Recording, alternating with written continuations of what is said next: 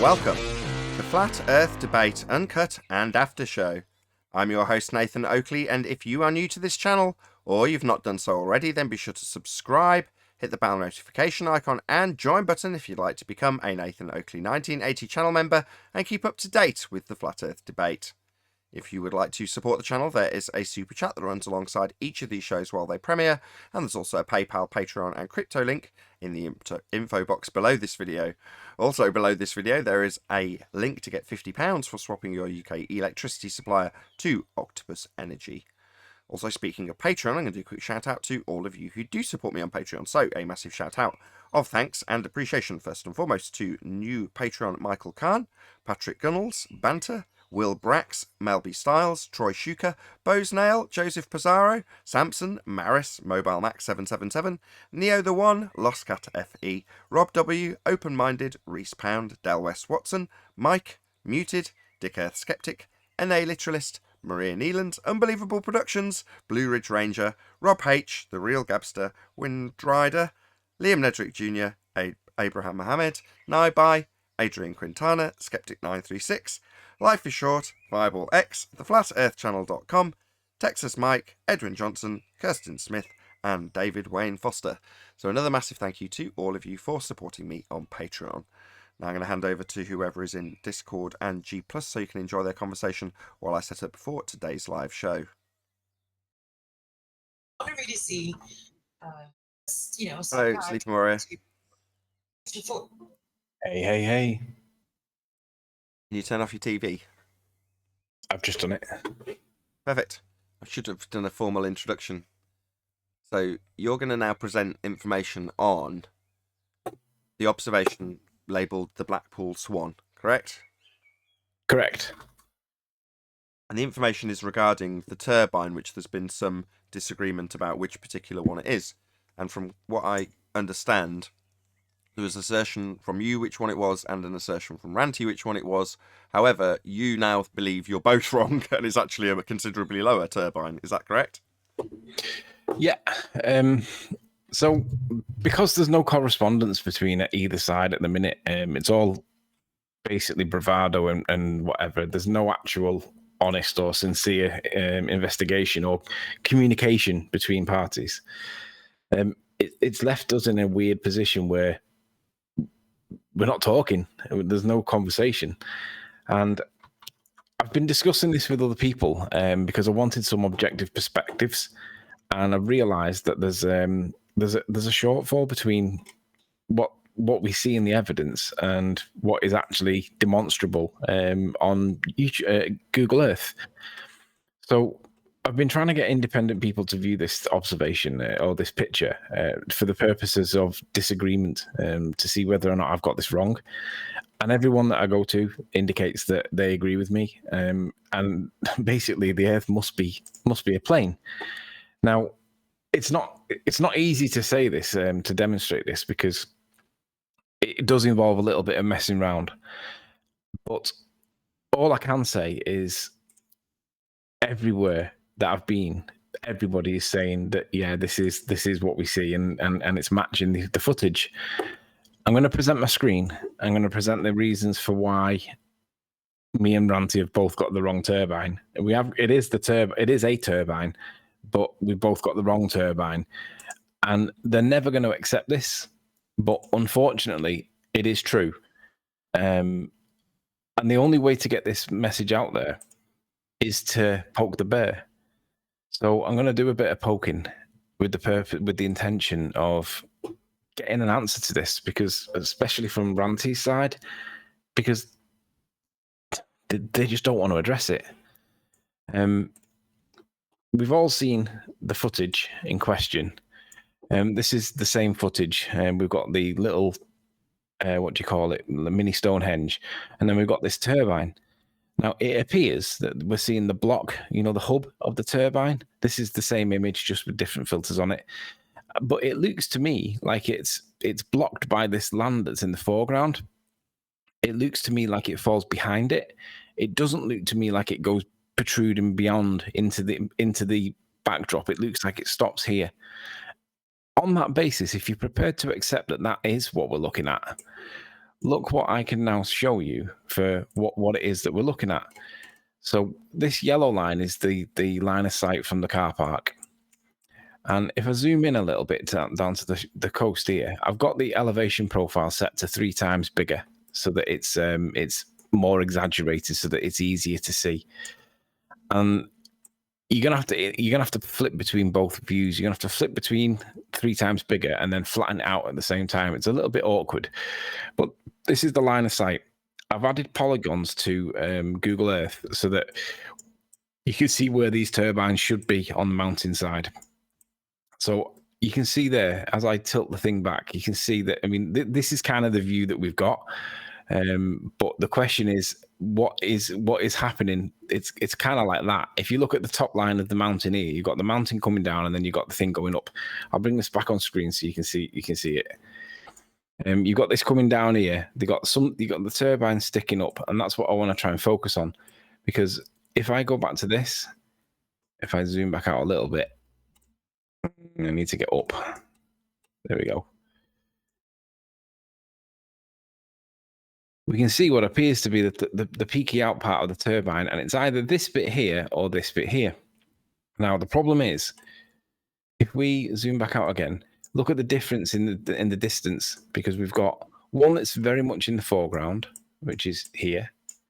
But if it's the one that's in the background, it's significantly further back, and it's also smaller because of perspective. Well, look at this mound that's in the foreground here. This mound here is 286 feet tall, and this turbine that's here that I've got the polygon on sits on land that is 220 feet.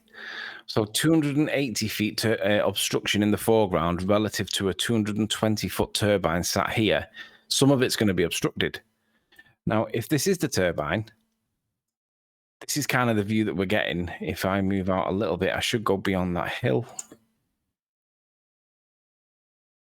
This is so difficult. It's so precise to get this right. And if you get it wrong, it flips you the wrong way around, and it just looks messy when you're presenting it. Now that, to me, looks perfect for this turbine that's peeping up. So if I bring this back in again. So we've got the turbines peeping up there, and this land here is this back edge of this thing here, of the mountain falling down, or the edge falling down. If I can just try and get this to tip over now. There we go. Like that. It's kind of like that. It's difficult to get it to line it up. But the point that I'm trying to get at is... Put that more on screen. It's not quite on screen enough to see. Just cover the other one for the now. Just cover it. Cover the Google Earth bit. Just bring it all the way over Google Earth. There you go. So there's obviously the big mountain in the background, and then there's basically there's a line here that I think this turbine drops behind. Now, Ranty's argument is that obviously that the top of the mountain relative to the height of Blackpool Tower is disproportionate, and therefore it's drop. Well, if we can see down to the base here, and we're seeing this turbine, whatever turbine this is, right? If we can identify it accurately, then it tells us that we're seeing right the way down to the base. Because if this is down to 200 odd feet, let me just move that out of the way. If this is down to 200 odd feet and it's been obstructed by this mound in the foreground, and we're seeing the peak of it tipping up there, then it makes sense that what we're looking at here is 200 feet. So if we were then to bring the image back and we were to put the little ruler on it, oh, it's not the right image to do it, but you can put 1,000 feet at the top of the mound that this turbine sits on, and then this comes down to about what, 350, 400 feet, and then the bit below it, it remains, it would line up. So essentially what I'm trying to say is, I think that all of us have got this turbine wrong. I think it is this lower turbine. It matches the topography we see. It's in the right place. It lines up perfectly with the linear scale. Even that I know that linear shouldn't be right, but it's close. And that's a little bit of refraction, like bendy lines. But I think we've all got the wrong turbine. And I think the ball earthers know that this is the turbine it is, because I think that they've spotted it. They've been eerily silent over it because they've been waiting for us to point it out. And all I'm trying to do is just get people to give us some feedback and say, go to Google, play about with the turbine here, this little turbine. And it's at the place called Lindell in Furness. So basically, you can line up all the topography in the imagery as well, and the topography lines up with it perfectly. And all this, the other thing that's worth mentioning is like literally a couple of steps in that car park, either way, causes parallax with respect to this mini Stonehenge and the target. So you can basically a sidestep left or a sidestep right. This is going to parallax a lot in the foreground relative to the turbine in the background. We don't know exactly where he was. But the point overall is that I think we've all got the wrong turbine. I think they know about it because they've managed to spot it. I think they've kept themselves nice and quiet. And I think we're looking down at this turbine at the bottom. We're not looking up at any of the turbines at the top because, look, you can see that there's not enough sticking up. You can't see them at the best of times. Too far away, too small, not big enough. But this one here is clearly visible and it's right on the line of sight. And it all depends on, well, is it this observation or is it this thing or not? And I just want to put it out there so people give me some feedback and say it is or it isn't, and then talk to me about it because they're all hiding away from it. And that's basically the end of the presentation. I think we've all got the wrong turbine. Fair enough. Well, this will go out to the members first, and then tomorrow it'll go out to the general public in the pre-show. So, I'm sure you'll get feedback from it. Yeah, you're very quiet today, Nathan. Just say something again. It's because my mic's quite far away from me. Let's just move it a little bit closer. How's that? Miles better. How come I see two of you? No, one is the presentation. Okay. Hello, Neil. Hello, 10th. Hi. Good morning. Good morning. Hey. How's your PC running, 10th? Any problems with it? No, everything's good. Very good. Nothing. Perfect. Good. I drove to get Nathan, I'm milk going to after... throw up a couple of slides. Once I find it, I'll let you know. I drove after to get some milk after I spoke to you this morning, Anthony. And oh, yeah? The exhaust fell off my car as I was driving along. That muffler just completely detached itself. I know the feeling. So here's me praising how it hasn't had any faults whatsoever in 2 years. And then on a trip to the shops, the exhaust fell off. No, to be fair, you'd have had a good innings with it, haven't you? Nothing's gone wrong. No, and it's obviously the original exhaust, so it's like, I don't know, 17, 18-year-old exhaust system, but still heartbreaking because it was pissing it down with rain. And I pulled over. I think I probably caused more damage pulling over because it then folded itself underneath the car backwards and started hanging out the back. But in the process, scratched at the bumper a bit, but that's life. So then I had to lie in a puddle, quite literally, in the middle of the road to try and twist it back around underneath the car so I could detach it from the rubber hanger so I could put it in the boot and drive off. So I got absolutely soaked. It wasn't a fun time. The journey all the way home sounds like an absolute tank. Oh, it doesn't sound too bad, actually. It sounds like a race car. Mine sounded like a go-kart when I had the exhaust problem. I couldn't take it. No, mine's fine. It's horrible. It's not too annoying. I mean, obviously, it needs fixing, but it's not irritatingly, blowy, and the muffler's just come off, so it's just not muffled. So, Anthony, I want to ask you a question. The other day, I heard them dogging you on Gem Pandas. Okay. About something. Anthony went on Gem Panda? No, they were on. I think it was Page. Something about. Oh God! You signed up for something. You didn't pay the fee or whatever. No, the GoFundMe. Yeah, I think it was something like that. Yeah, it's paid. I didn't steal it like Sean Hufford did. I paid it. It was the minute I got it, it was already paid because it was like a week late anyway. So it was paid instantly. So they're just making shit up. They just don't like it. They're trying to deflect away from Sean Hufford because Sean Hufford's took about 10 grand. That's what they're trying to do. Yeah, it's called projection. I had a few people in my comments questioning my what would you call it, financial circumstances. And I'm squeaky clean, so I've got nothing to worry about. But by the same token, I immediately smiled and went, oh, I see. So someone somewhere's doing something dodgy and want to project it onto me, eh? That's what they do, right? Yeah, shout out to Sean Hufford. Apparently the FBI are getting involved in it, according to certain channels on their side. Good. I don't believe anything you read. I know. ATI Productions claims that the FBI have been asked to look into it. I heard the Men in Black were involved. But what do I know?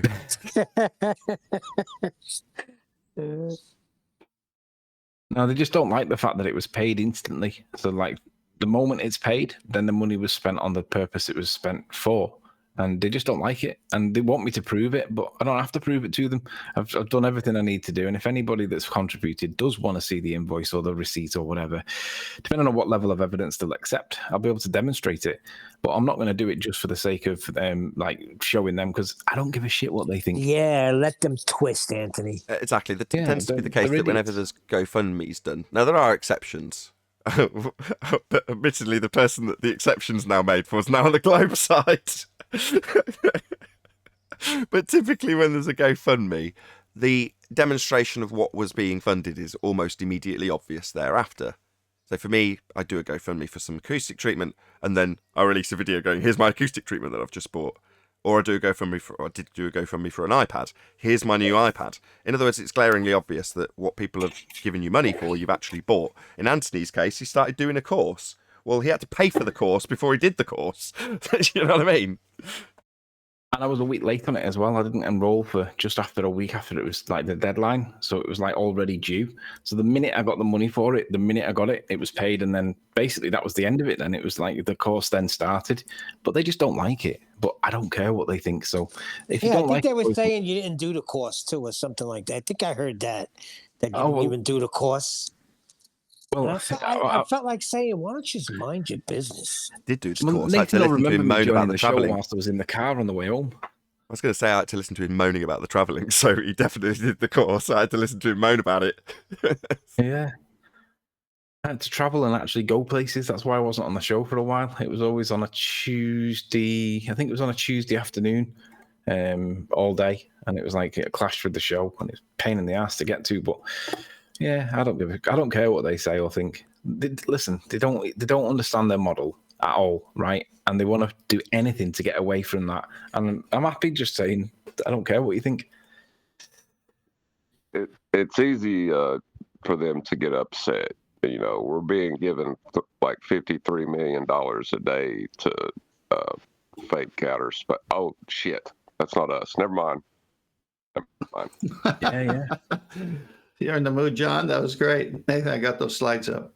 I think John's point is that number though. Hold on. I think John, how sarcastic though it might be, that John's point is that it's misdirected anger, right? If you're going to get angry, go and get angry at the people that haven't given you good advice or good evidence to present to us to shut us up. You know, you're giving them 52 million a day over in the States.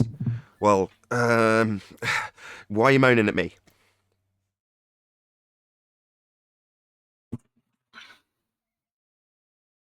Furthermore, why are you asking me what the dome is? Number one, I haven't claimed it. Number two, there are people that are getting 52 million a day to tell you what the sky is. And they're completely lying to you about it. But you want to moan at me and bleat at me and demand that I'm now the arbiter of the sky and should give you evidence and information about what the sky is simply because I've proven that people are lying to you. It's like, no, your upset is definitely not placed in this direction. Far better to place it in the direction of somebody that you have literally given your tax money to, and they've lied to you through their back teeth for years and years and years and years.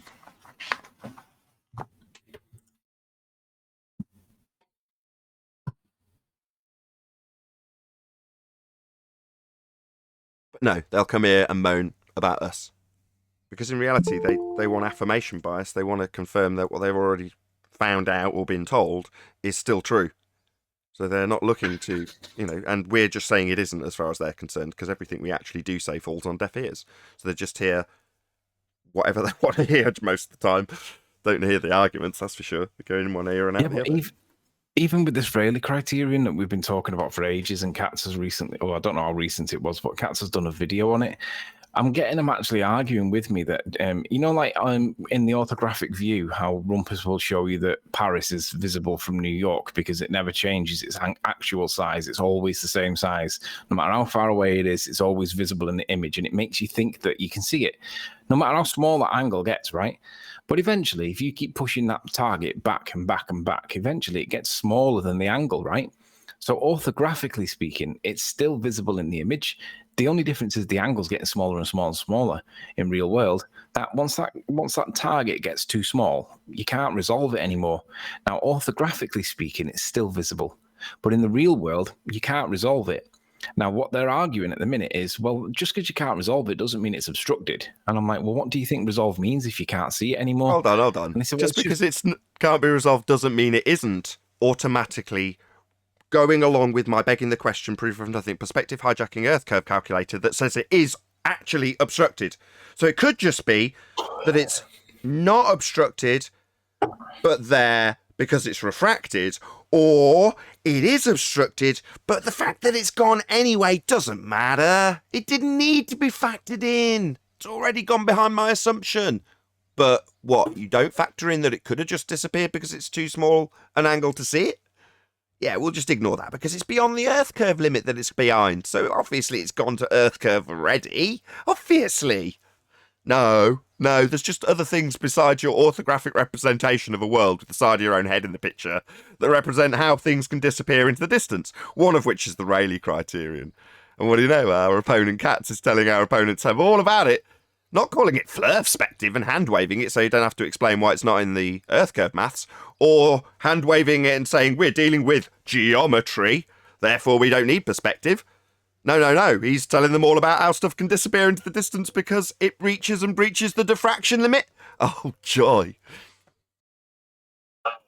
That Hey, well, just because it's disappearing from the bottom up is the Rayleigh criteria. That doesn't mean it's obstruction. Is that what they said to you, Anthony? Yeah, they automatically He assumed said- obstruction. Yeah, they're arguing that just because it's now no longer able to be resolved doesn't mean it's obstructed. And I'm like, well, what do you think it means then if it's not obstructed? It is there, right? It's just too small to see, and now you can't see the bottom of it. No, What do you it's now think that means? He It's won't have it. cognitive pain demonstrating itself. Just because it's unresolvable, cannot be resolved, cannot be seen. Just because we cannot see it doesn't mean there isn't obstruction. Obstruction is based on your presupposition of Earth curve getting in the way with a geometric horizon. That's obstruction. Things just getting too small to see isn't obstruction. It's just stuff that you can't see because it's too small. For example, a hair. At what, 100 meters? If you hold it up in the air, you can't see it. It's too small to see. And as you get further away from stuff, there's a limitation to the angle that you can resolve because the deck gets in the way. For example, if there's a boat out in the distance on the sea, you can't get an angle to the propeller because the sea's in the way. Still part of the boat, but you can't see it. So it's obstructed by the most limited part of your angle of view, the deck. And from the deck up, you can work out the angle upwards, getting ever bigger as you go up from the deck. But right at the deck is the most limited angle, where the Rayleigh criterion would be applicable. To whatever tune that angle makes stuff disappear, the stuff above can still be resolved with a wider angle. But the stuff below the minimum, that's the Rayleigh criterion in angle based on the deck, will be gone. Unresolvable. Can't tell the difference between the bottom of the boat and the sea. Right? That's the Rayleigh criterion. And that is what causes bottom-up obstruction on a perfectly clear day. And I do mean perfectly. To only account for angular limitation would be absurd because there's a bazillion other things that can cause bottom-up obstruction on any given set of weather conditions for a start. So we're not just asserting that merely perspective is one thing in a column versus Earth curve in the other, because all you've got in your column is Earth curve. Now, perspective is merely one aspect of the world we actually experience, and we definitely don't experience the side of our own bloody head when looking at targets that don't change in size because they've been given a feet and inches value that remains the same at any distance.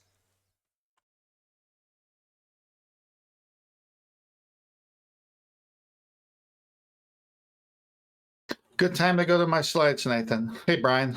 Hey, Brian, by the way, Hey, Brian. hey, everybody. Hey, Nathan. Yeah, I'll talk in a while after thanks. I think. Yeah, I only got 3 slides. Brian, hey John, hey Nathan, Hey, Eli. hey What's going on, John, and Hey, dude. Oakley. Oh, there's a new feature in Voice Meter I've just noticed. Oh, What is that feature?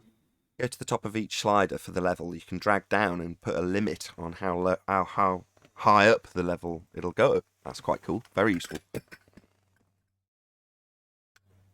Anyway, sorry. By Master the way, B. classic with Akuma Virus the other day when I listened to it yesterday. Outstanding. I've trimmed that out so it was sandwiched right in the middle, literally right in the middle of an Uncut and After show and live show. So I ended up going to the extent of trimming it out, removing the mid-section outro from the live show to the after show, and getting rid of all of the pre-show and after the live show, and just having it as a standalone discussion on the Black Swan. So Virus versus the Black Swan. Hopefully I'll get it. It's taking a long time to render, because it's about an hour and 10 minutes long in total after all the edits. Anyway, that'll be out soon. So I've got a contemporaneous, I believe the word is. It's in the right order. Is that right? No, contemporaneous means of the time or at the time. Chronological means in the right order. Chronological, that's the word I was looking for. I've got a chronological edit. In other words, aside from gaps being taken out, there's no hacking it around, which I often do. I'll move around stuff all over the place in an edited video to make my point more clear. In this, it's just the discussion with any long pauses and outros, intros, pre-shows edited out. Anywho, got your first slide up. It's where is Polaris at the North Pole? Question mark? Yeah, this is perfect because Virus came on and this is what he was talking about. So he was saying, if I'm standing, and I quote him, under it, then I'm under it. And I walk away. And that's how he was trying to say his angles in miles, I believe. So here's an illustration. Yeah, if you are under Polaris, as you see here, then it's at your 90. So you need a right angle. But look at the baseline. The baseline has to be 0 in order to form the angle. So just, you can see all the different angles from 0 to 90. Now, if you go to the next slide, Anthony, finding latitude using the altitude to Polaris. Altitude, the angular distance of any celestial object above the horizon. This is the angle between the observer's line of sight and the horizon. The maximum altitude of any object is 90 degrees, directly above the observer. It's called the zenith. You can see this little drawing here. So it's got to have a horizon. It's got to have a line of sight to Polaris. This time in this little drawing, it's not directly over his head, because directly over his head is 90. It's just not being shown.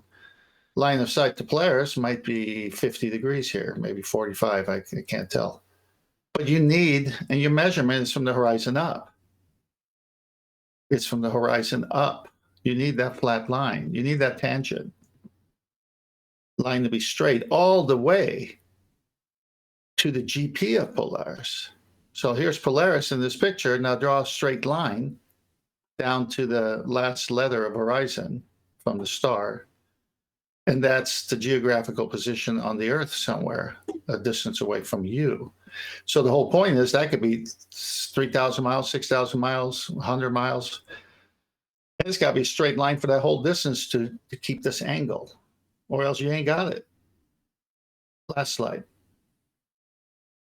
Methods of determining position, triangulation, latitude, north and south. Sextant used to measure vertical angle between horizon and the sun at the highest point, or Polaris, aka the North Star at night.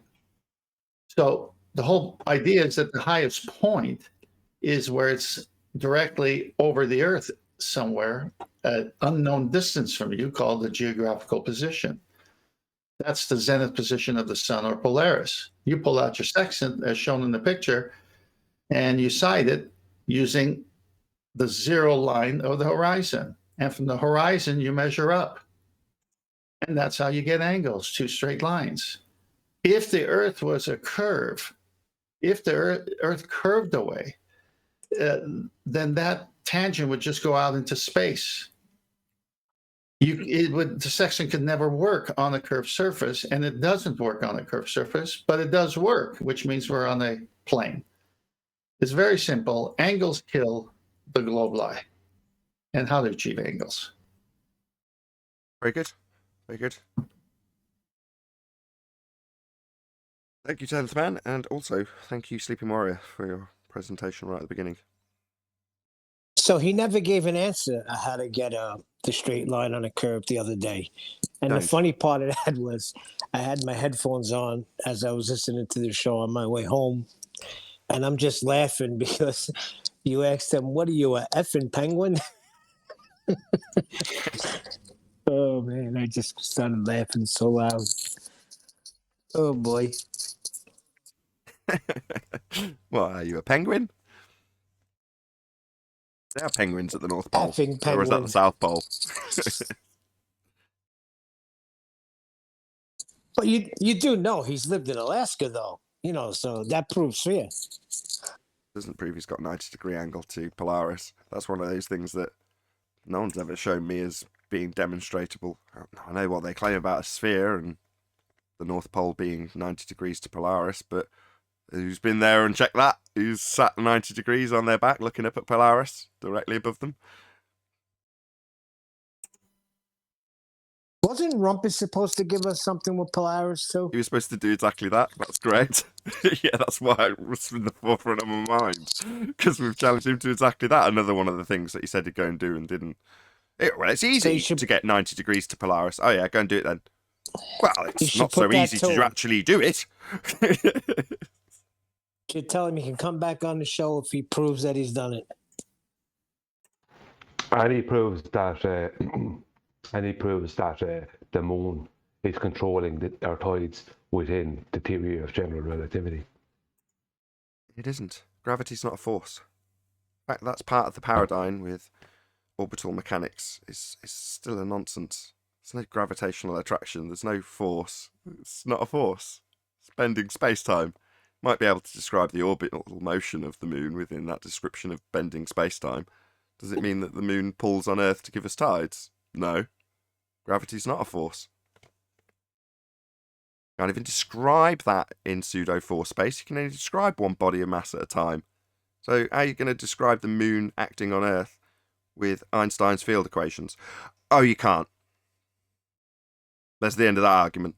You can't even do it in the maths.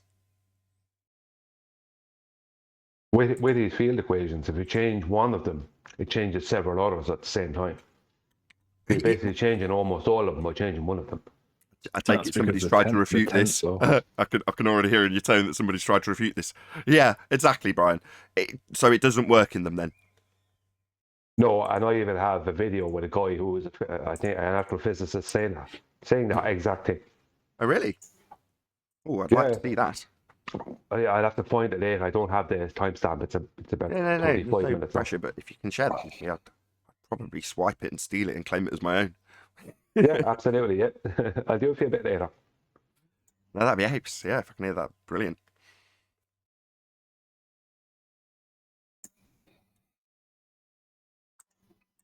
You know what will happen? It'll get out there, and somebody like Craig, Fight the Flat Earth, will say, "I want him to come on my show and completely contradict what he's told you," and then he'll come on and confirm it to him. Yeah. Literally, it's not a force.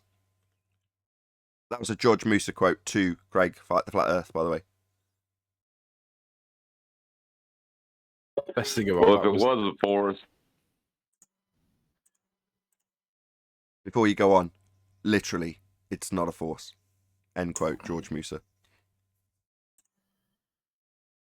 Yeah, well, even within the description of a force, the idea that, you know, mass one is the center of mass one is drawn to the center of mass two. You know, they lost the radial values, so I don't know. He dropped that in last week, and it got rumpus when I was trying to give you mega props for it.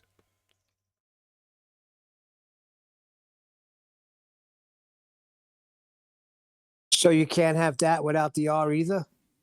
Correct. No, it's. Wow, how can they recover from this? They can't recover. It's over. It's been over. I heard It's just one a question. flat earther say that every proof of a sphere is begs the question of a sphere first. So R is pretty essential. Yeah, if you're going to beg the question, when you get down to the nitty gritty with someone like Mick West, of pointing out that you're just begging the question, their response is yes. Well, if you don't have the fundamental basics of the premise that you're basing your begging the question on to beg, you're pretty screwed. I'm going to beg the question of R, but you haven't got R.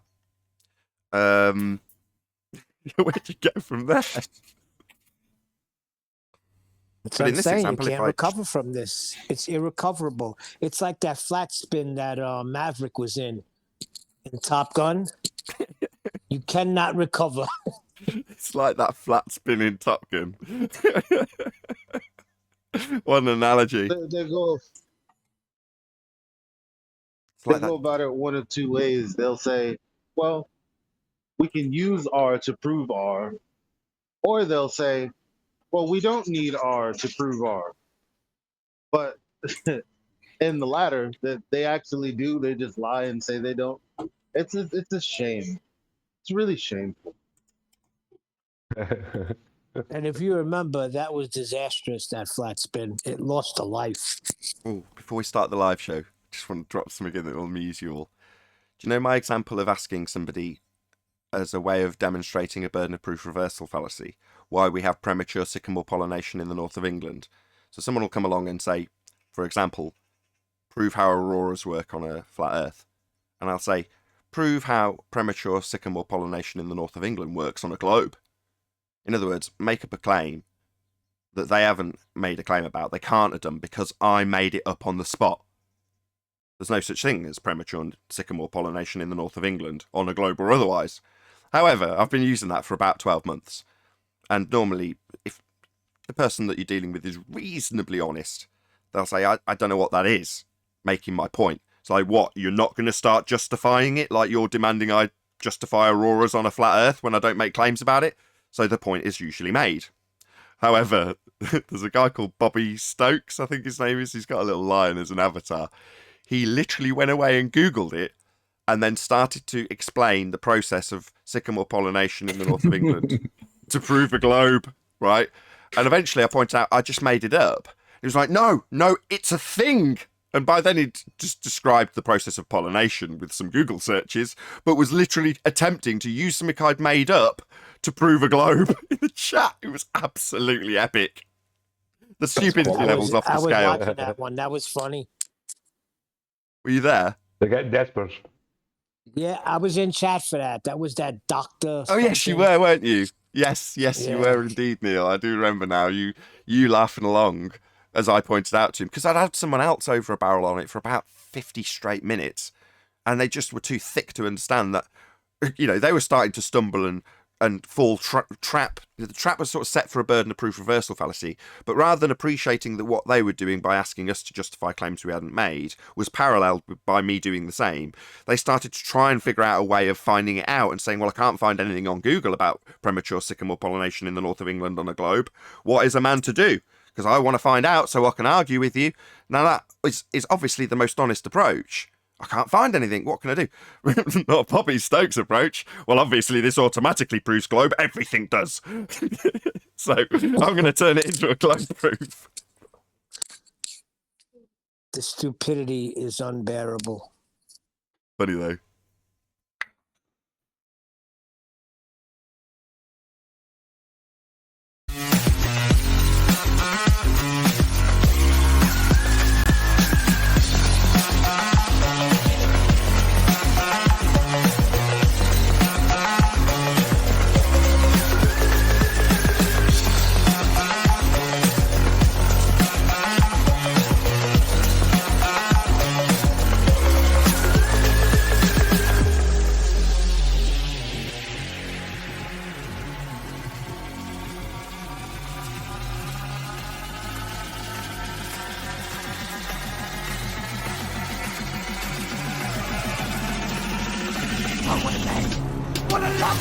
Welcome to Flat Earth Debate Live. I'm your host, Nathan Oakley, and if you are new to this channel, or you've not done so already, then be sure to subscribe, hit the bell notification icon and join button if you'd like to become a Nathan Oakley 1980 channel member and keep up to date with the Flat Earth debate. If you would like to support the channel, there is a super chat that runs alongside each of these shows while they are live, and there's also a PayPal, Patreon and crypto link in the info box below the video. Also below this video you can get £50 for swapping your UK electricity supplier to Octopus Energy. Most importantly, if you'd like to join the discussion, simply mute the page you are currently watching, then click the link in the info box below this video to join the panel and express your views on the nature of Earth. If you do join, please don't swear. If you do, you'll be ejected, and if you are, please don't try to rejoin the stream using sock accounts. You'll be warmly welcome back on the next stream. Please also share the show on social media. Sharing the show obviously increases the live audience, but this in turn increases the chances of a more diverse panel. So please share the show on Facebook and Twitter. One last time, if you're new to the channel or you've not done so already, then be sure to subscribe, hit the bell notification icon and join button to keep up to date with the Flat Earth debate. Now we are joined by Neil, Sleeping Warrior, 10th Man, Father of a Stolen Child, Eli, Brian's Logic, and a whole bunch of people in Discord. So welcome, one and all. Morning, all. Hello. Hey, good morning. Good morning. What a beautiful morning it is. The birds are singing. Hello. The worms are crawling around in the nice wet grass. It's absolutely idyllic. Any evidence of a physical geometric sphere edge horizon, formerly known as the curve of the Earth? How do worms crawl? They kind of Just wriggle. ruined the don't Polaris morning. They take the shape of the Earth. they? Wriggle. All around the sphere. They wiggle. Worms don't have claws. I think their position now is just because it disappears doesn't mean it's obstructed. What kind of bizarre thing for them to say? Well, they've Yeah, got to that is their automatically position, beg the yeah. question of assumption. And that would be an assumption of Earth curve getting in the way. Hello, guys. Hey, Owen. Hola. Earth curve, you say? Earth curve, yeah. Any evidence thereof on your travels over the weekend from your chat? Well, beyond your sight capability, there might be some curve there in a quantum flux state. I knew that was coming. I have something to say. Go ahead, Brian. Yeah, I'm thinking about, well, it doesn't have to be me, but I'm thinking about setting up or being part of setting up a GoFundMe. And the whole point of the GoFundMe is twofold. One is to build a fund to build up, let's say, a pretty good amount of cash, maybe 1,000 or whatever, 2,000. And the whole point of this cash, the first part, is a challenge to any surveyor anywhere in the world to measure Earth curve. And the second part of the GoFundMe is money so we can then rent what we need or do what we need. Let's just say Bev and Rodney B, who has, so they both have stuff anyway, because Rodney B is a surveyor anyway. But there's other people out there. But the whole point is that we can then replicate what they are saying. Let's say if anyone would come forward, because I predict that absolutely nobody will come forward, because whatever they say is going to be replicated to see if what they're saying is possible. Now, I know it's not. I know all they have is mathematics that they infer after they do flat plane measurements. So, I think, to be honest, I think we just need to go for it. One second. I'm almost done. So the point is to put it out there for any planar or geodetic surveyor to measure our curve, and you'll go from step 1 right through, right, 2, 3, 4, 5, 6, and then we will replicate what they did, and we will support that they did it, or we will debunk that they did it. Now, I know what's going to happen. Anyone who will come forward, only someone like a complete and utter chancer, like Jesse Kozlowski, will come forward. And if he'll even do that. But the point is that Now the ball is going to be in their court. Now, show your measurements. Show how it's done, and we'll replicate it. And I guarantee you, they will absolutely run. Now, go on, It sorry. only exists in the maths. All we need is an English teacher to teach them the difference between calculate and measure. If we can get that across to them, then I think we'll be able to. I think that's it. I think we've won.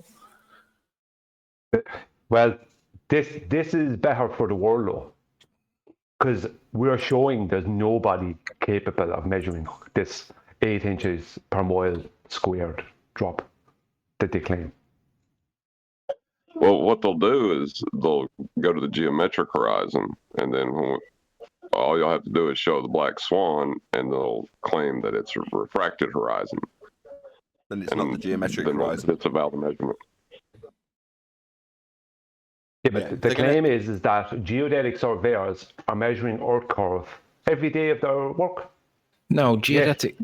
Is that what they claim? They're claiming that geodetic surveyors measure. Planar surveyors. No. Stop. Let's get it clear. The trench level fundies who believe they're on a sphere would assert that geodetic surveyors go out and measure the curve of the Earth daily.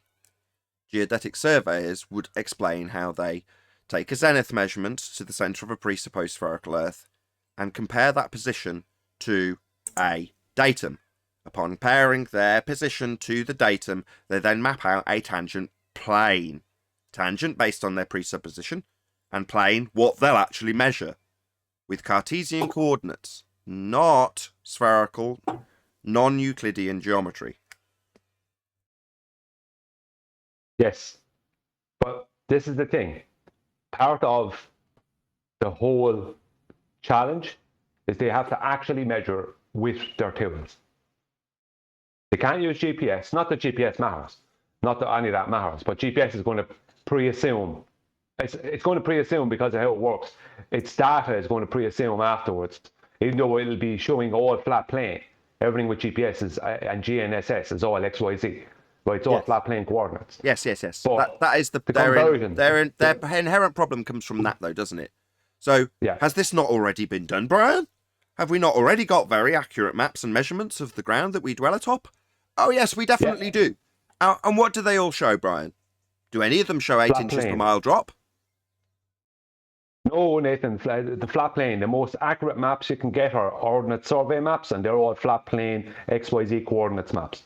So in terms of how the world has been measured, be it by a surveyor that assumes tangent plane or one that just measures the plane and doesn't make any presuppositions about being on a sphere, they're all measuring it and then presenting it as flat, correct? Correct. So it's already been measured and it's already flat. Yes. Okie dokie. Any evidence of axial rotation of the Earth-based variety? No. Coriolis is selective. You and your Lockstep reference frames have been motion. ruined. Hmm? You and your reference frames have been ruined. Yeah, it's just a quantum flux thing or something. Sometimes Coriolis deviates, sometimes it moves lockstep for some reason. Yeah. Actual Probably has to Coriolis do with doesn't do that, though. observing the things. When you observe something, then it doesn't actually deviate. But when you just think about it, then it does deviate. I see. So in physical terms, we don't have any Coriolis effect, therefore we don't have any proof Earth spinning.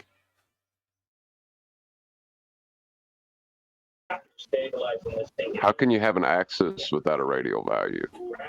Yeah, indeed. That's a much shorter route to debunking the claim of axial rotation by way of the Black Swan. Another twice in one show. That's another set of props to John. Kudos. You got there in the end.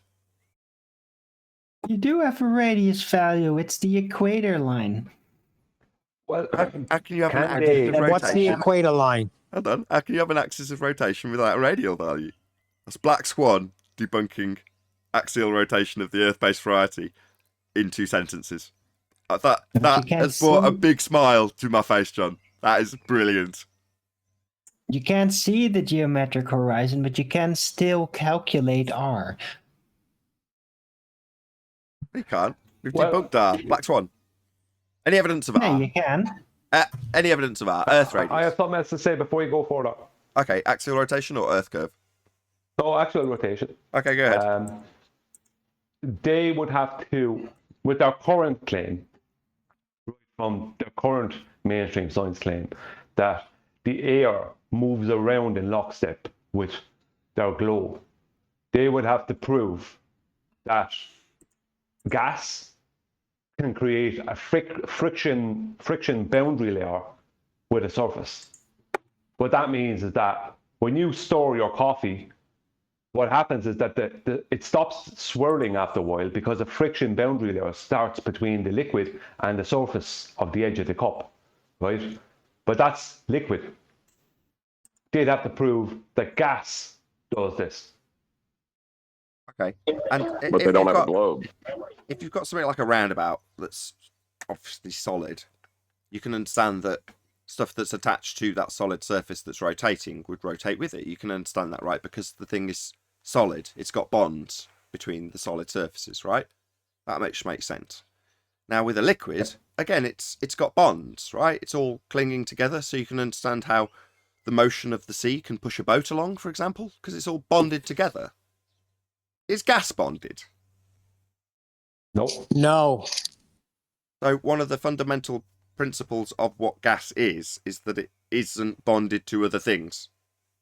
But they want to describe how it's moving stuff along with it in lockstep when it's completely unbonded. I got a question. If the Earth and the atmosphere move together and you're on a roundabout, then wouldn't you not feel a breeze? Any surface wind Hold debunks on. this claim. You're presupposing something that's absolutely impossible, but sure.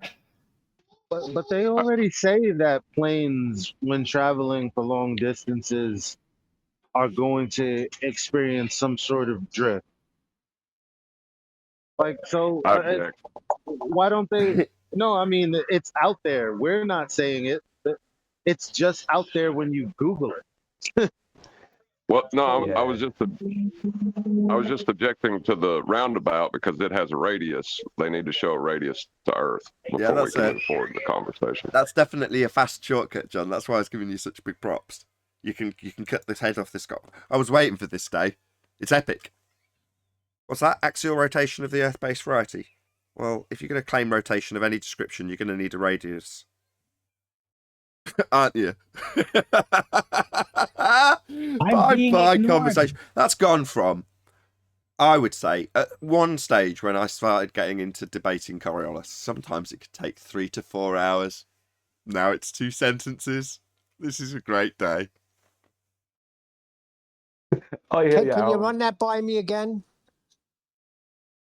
Let's ask the question. Any evidence of axial rotation of the Earth-based variety? John? You require a radius to have axial rotation. We'll need a measurement of the radius first. That's unfortunate, John, because it's been debunked by the Black Swan.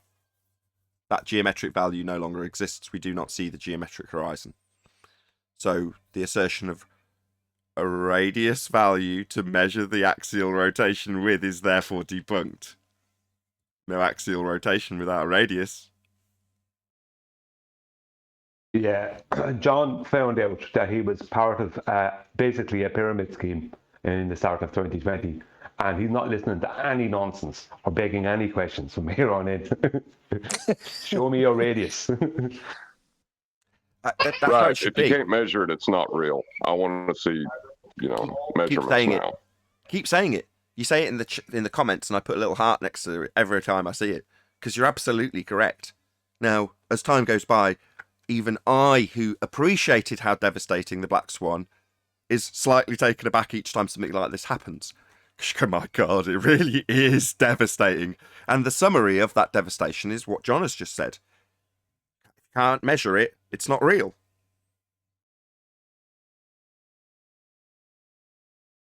I feel that as a baller, I'm being ignored. No, you're being destroyed. You're You're not a hand baller. waving my argument. We can still have a radius. We can calculate it. But yeah, but you can't measure it. So what are you calculating it from? A presupposition that it's going to be close, within 5% of something that cannot be seen and cannot be measured, to verify how close it is within it? It's a nonsense, Arwin. You know it. It's labelled... This is the irony of this statement from Arwin, right? We have named this very paradox the Arwinian paradox because it was him that was first pointing out that it's a paradox. You can't move the horizon with an R value unless you've got an R value. Well, there's a lot of things that you can't do without an R value unless you've got an R value, and that's where John's now highlighting that for axial rotation. But in the midst of that, we've got Arwin going, but you can still calculate it. It's paradox. No, but look, you're overlooking terrestrial refraction. Yeah, it's a paradox, but there's other ways, right? So I'm not actually basing the measurements on visuals to establish like a geometry. No, I'm just calculating it using the equator length. Or you could Steven, all this talk about paradoxes. We're gonna get into this later on. Because I agree. Could be like a cool virus. I'm like secretly saying you're right. Seems to go, but no, there's a paradox in there. Anyway, I'm just ruining everything for no reason because I'm not. Well, that's why I'm bypassing my own paradox that I figured out by literally saying, yeah, you can't measure Earth curve based on optics because the geometric horizon is never going to be where it's supposed to be due to the paradoxical situation we're at. But the equator line, the equator line was established after they thought they measured the geometry of Earth, so it still builds upon the geometric horizon. No, it wasn't. They equated it with the celestial movements. That's how they built the map. Yes, right, but they not based on the horizon, though. Yes, assuming Earth is a sphere. Well, what's wrong with that? If the Earth is a sphere, then why can't you presuppose it? There it is. There it is. Because we've debunked R. No, you haven't. You just have debunked the method of calculating it or measuring it using optics. But you can still presuppose it using the equator length, which is there. No, it isn't. No, that's going in a circle and saying what, you're denying that the equator length exists? Show me the equator length. Show me the equator. It's over there. Show it me. Yeah, I don't have the travel capabilities currently to do that. There is no such thing as the equator. It is completely arbitrary. It is assigned based on the movement of the celestial objects with an assumption that John's just pointed out to you, has the sphere at the centre, with it moving in a circle around to cause those movements of those celestial bodies, and then the average is taken, and then you equate that to the equator.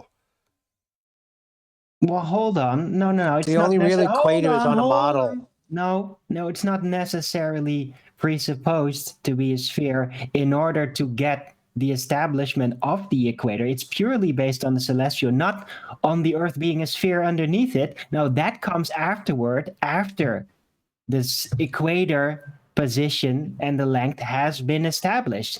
That derivative from the celestials comes first, and after that, you presuppose it's a sphere. That's the only option there is. I see. Let me summarize. So you take the movement of the stars, and then when you've got the average of where the sun moves across the seasons, then you presuppose that it's the outside edge of a sphere. Yes! Now you're getting it. So, Arvin, why don't we... excuse me, John. Arvin, why don't we use what we can use, which is water? So is it sea curve or sea level? What's the dynamics of water? Well, it stays level, which is curved when you don't look at it. But yeah, if you look at it, if you're going to measure it, the quantum curve function collapses. So...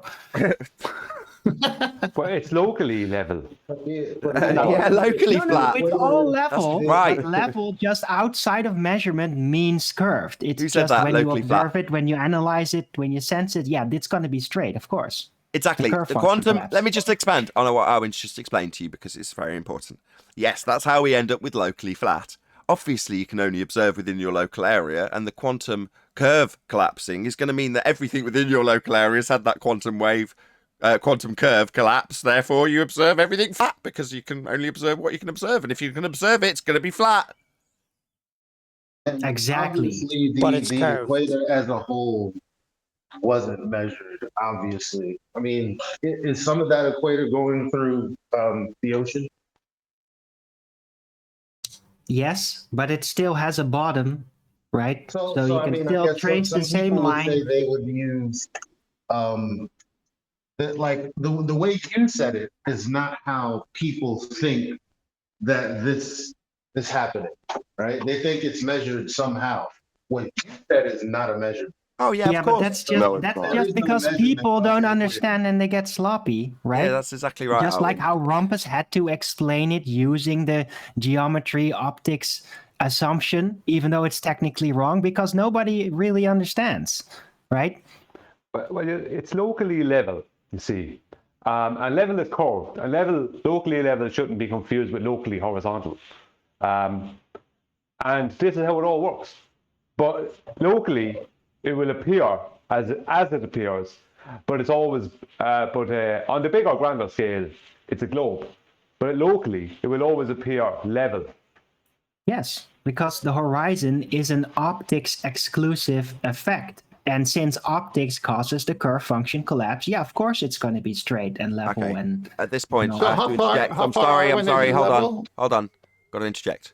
Fun though it is to sarcastically parrot back the cluster screw of nonsense that is the current trench level rhetoric if you're a globe believer. If you were a newbie listening to this now, you'd be so confused because you've got a whole load of flat earthers parroting off what seem like nonsensical statements. They are in fact just literally what we get told here, but it just seems weird because we've got us with Arwin almost too deadpan saying yes, quantum curve collapse, locally flat. All this nonsense that we get told. The reality, just so we're on some sort of terra firma again, away from the devil's advocate fun though it might be, Earth is obviously observably and measurably flat. And all we get from the fundy side of this argument is excuses. Right? That's all we get. right. No, but that's perfect because you said it right there. It's visibly and measurably flat, right? Because of those effects are all based on observing, right? So yeah, the quantum curve collapse, it totally makes sense. And the Earth can still be a globe. And who says I'm being sarcastic? No, I'm the tip of the sphere of globe belief, right? I can figure a way through, even though they're all I get stuck it, in Arwin, their I get own it. nonsense. I get it. By So day, Arvin, hold on. I get it. By day, you're the mild-mannered Arwin, and by night, you're the masked globe believer, and you're the best of the best, right? Yes, I see. my secret hobby. That's not Hey, so it's- secret. Master I of would the like- Arwin, in navigation, if you're going to assess the distance of a star and it's 2,000 miles away, is it 2,000 miles away locally flat? 2,000 miles away? What? Yeah, if the star is 2,000 miles away based on celestial navigation, you need a right angle. You need a zero line that goes 2,000 miles. So is now 20 miles, 2,000 miles of flat? Yes, that's correct. What's wrong with that? What? What's wrong with that? You can see the stars, and if you're going to say that they're 2,000 miles in this quantum entangled world of Arwin, then yeah, that's also locally flat. Yes, that would be something you can see, and it applies to the macro. What's the problem? What? No. Curve function collapse is only for the Earth, right? Because you don't see the curve. You're not looking past the surface of the star or something. You're looking straight at it, so there's not going to be a curve function collapse. Straight at No, it. Straight at it. the zenith position of the star is 2,000 miles away exactly over that part of the Earth. Earth. I'm confused. That Are sounds we like looking? a presupposed claim, but Hold on. Are we looking? Yes. Are we looking straight at it? you asking me? Well, that's the terminology you used. We're looking straight at it, but it's curved. That's your current argument. Straight No, at no, it. no. It's when you look straight onto something. You look at a ball, and you're looking straight at the ball, as it were, right down to the center of it. There's not going to be any curve function collapse. It only works when you look past the ball, right? When you're like close up, that's when the curve function collapsed and it unfolds optically like a flat plane. Oh, only I happens up see. No. I maybe understand where you're going. Are you saying this only happens at the diffraction limit? The diffraction limit, yeah, sure. What do you mean, yeah, sure, this is the best epic ending to your nonsensical cluster screw of globe parroting there is. So what you're saying is, curve function collapse happens at the diffraction limit. I hadn't thought about that. You might be onto something there. I think you'll find that's what happens. I have an objection to the celestial movement claim, though. What he done was traveled in a circle, or what we seem to see as a circle, and developed an R from the circle, and then used it for a sphere. That's not the same thing. I see. So you're observing something that you could say is moving around in a circle in terms of how we observe the sun's movement, and then you watch that movement, average it, and say, no, this circle, which would have a radius value, is actually the outside edge of a sphere. So, I mean, Arwin did say that. He said, that's the step that you make the assumption. But what you're doing is expanding on it by saying you observe something moving in a circle. That would give you, if you plotted it, a circle on a flat surface, if you're looking at the ground beneath what you observe. However, if you then take that circle and then make it into a sphere, you've then got an R value derived from the movement of a circle above your head, transposed onto the outside edge of a spherical surface rather than a round one. Exactly. The presupposition comes afterward, right? Because if you're going to measure it presupposing, yeah, then you got it wrong. But if you presuppose it afterwards, then it's all right. But it would be like me traveling around my block and then saying my block is a sphere.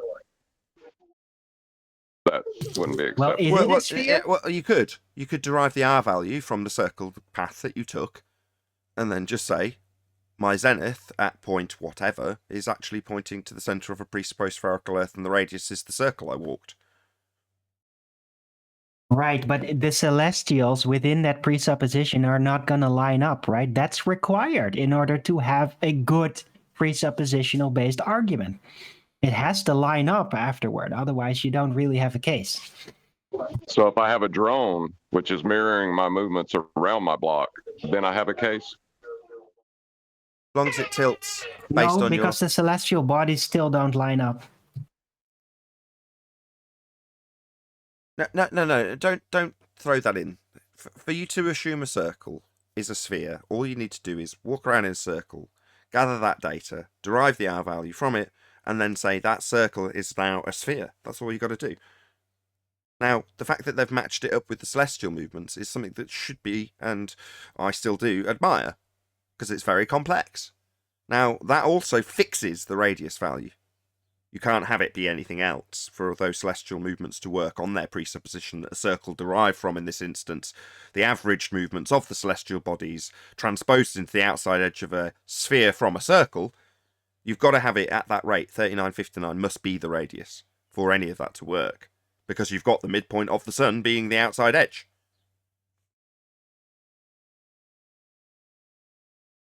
I'm just saying it's not a measurement if you're not measuring the curvature. You and your curvature, you can't measure curvature because the curve function collapses. Yeah, weren't you listening, John? He explained it earlier, right? After you've tracked those celestial bodies or stars, whichever you prefer, then you make the assumption. That's when you turn it into the outside edge. So you say, when you were walking around the circle, if you were following the sun, right? So you walk around what they now call the equator line, and you walk and you follow the sun. You manage to keep up with it. You get back to the beginning, and then you say, what I actually did was walk around the outside edge. I was sideways on a sphere the entire time I walked that path. So once you've made the assumption that you weren't right side up, you were actually pointing to the center of a sphere on its side on the plane of the solar system. That's a pretty big assumption, but that's what you have to do. Still not a measurement. Well, No, it's always collapsing and you always see it as flat. What makes you think it's a sphere? Math. What else could it be? Well, what, Math. what else? You never see it as a sphere. It's always collapsing to flat. So why even say it? Well, because when you look up, it all kind of looks like spheres, right? So No. why would you assume that we're not a sphere? That's not then? the answer. Arwen's hoping that someone else will actually pick up on this argument, and he's just going to put his little fingers together and go when he hears someone arguing it. That's what he really wants. Yeah. Yeah, but it's all about spherical potential. That's what John is missing. Right? It's about the spherical potential of where you live. That's what it's about. It's not about whether you can measure any of this. It's about its potential to be spherical. Potentiality. Arwen's talking about. Arwen is a circle a sphere. And if you want it to be, how much money you got? That depends. Are you talking Euclidean or Pseudo-Riemannian? It depends on if you investigate the said thing, right? No. For 53 million a day, I can make that circular sphere. I absolutely guarantee you. Well, how you gonna prove to me that it is a sphere? Space. If all I see is a circle. The final frontier. This is how I do it. I guess y'all are going down. The line. heavens tell you, they line up and tell you it's a Exactly. sphere. Arwen's got it. We get the information from heaven. We send men out in spacesuits to heaven. I mean space. Heaven, space, whatever.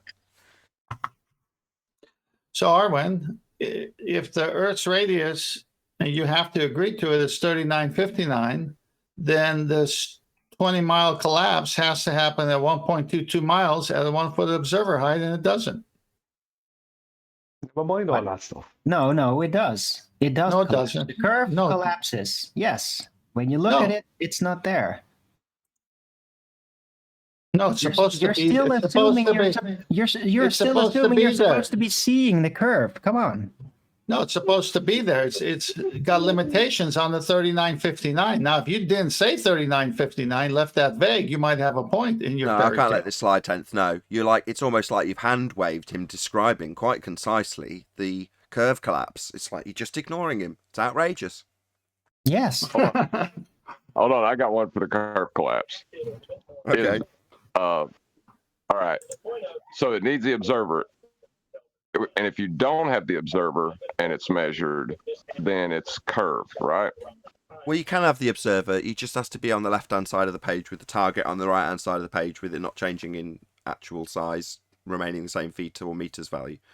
You can have the observer, Right. but you can't actually be. You can't But there's actually be another observing. problem with that. What? No, John, there's another problem with that because just like with the knowing which path experiment, if you have a device measuring that gets to your attention, then eventually the curve function will still collapse. So Yeah, it's like a you camera. literally cannot detect it in any form, That's or correct. the curve function collapse. That's part of You, the. Well, then it's better it's stop. not He's collapsing. converting me to a baller.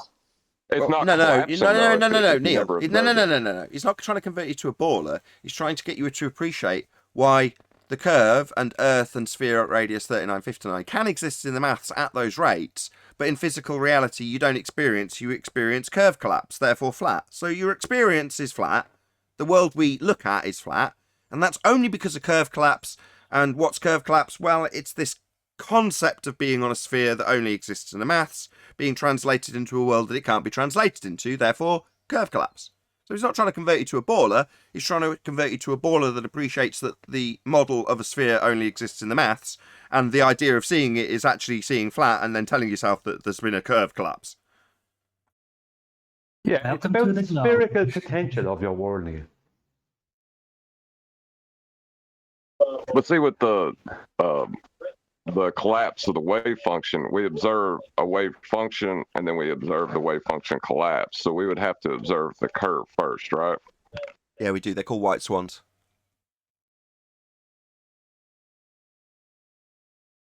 This is That's how, our curve.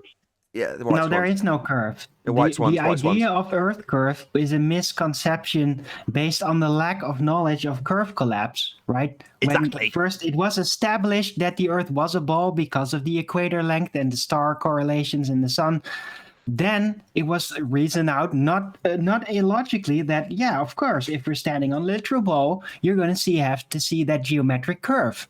but they didn't know about the complications of optics yet. Exactly, Arwin. And of the curve function collapse. So they mistakenly promoted this idea and then gave us flat earthers a chance to actually prove, no, you're wrong.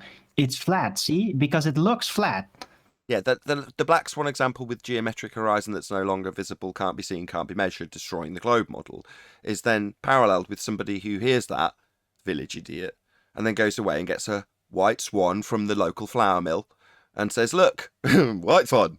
And the guy holding the black swan under his arm blows on the swan and goes, no, look, this is actually a black swan as well. But you just didn't realise that the swans that are running around here happen to be coming from the mill. Farcical story and analogy there this is. Anyway, what you're holding is actually a black swan. What do you know? So you haven't got a geometric horizon in this one either, or any of them, ever.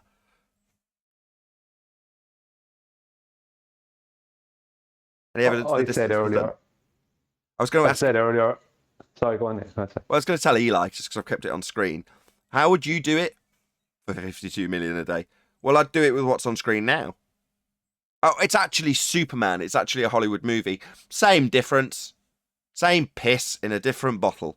Instead of the ISS flying around a CGI sphere that you can't see from the heavens, Superman seeing it for you. So that's how I'd get you to believe you're on a sphere when there's curve collapse and you can't measure it and it's not measurable. You just show them from somewhere that you can't achieve. That would be heaven. I mean the sky vacuum, where Superman is in this picture.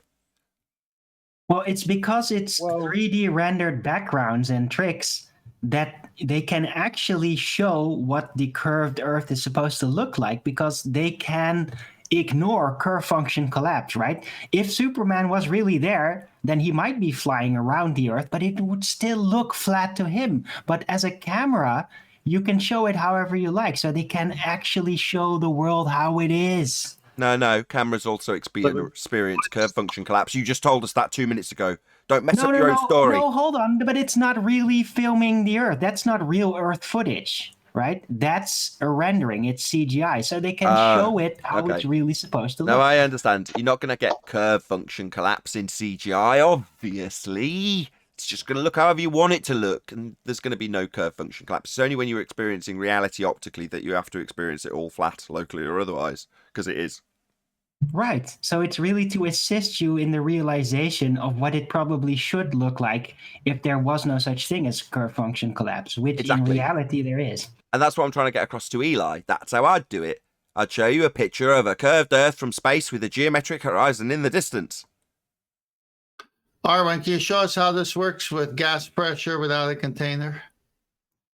No.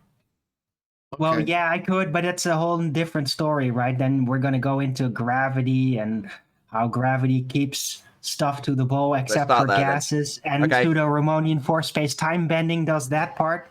No, it doesn't. Let's have scientific evidence of gravity.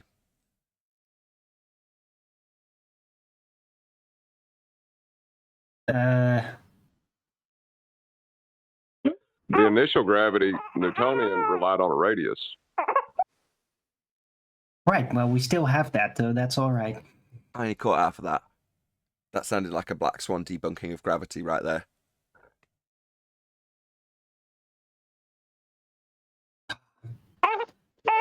Yeah. So no Earth-based Coriolis works with your fantasy here, and no gas pressure without container works with your fantasy here. Got a question. I think it's for Arwen. Arwen's on fire today. Think outside the container. Great screen name. Says, this is you, Arwen. I think. If a globe curves in the distance, but nobody is there to see it, does it actually curve? Question mark. Well, of course. That's the point. Yes, it does. When nobody sees it, it does curve. That's the ironic part of it. It's when you actually see it that it doesn't curve. Because of the curve function collapse. Thank you for your super chat. Think outside the container. Hope that answers your question. So scientific evidence of gravity, is that a no? No, we haven't got any. No, we don't have any of that. It's difficult. Bending of space-time, other medium that emerges the force of gravity, mass attracting mass.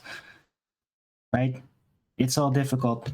Especially how, like, the mass attracting mass part doesn't count for gases, but still the non-force gravity pseudo-Riemannian force space still prevents the gas from escaping into the vacuum somehow. No, it doesn't. It's not a force. It doesn't have to be the force. It's the space that's bending in order for it to basically stay within that space. Well, I was driving through a Somehow. mountain yesterday and I seen rocks come tumbling down the mountain. So why didn't they go tumbling up the mountain? It's obviously something keeping them here on Earth. No, they're more dense than the air that surrounds them, so it couldn't support their mass.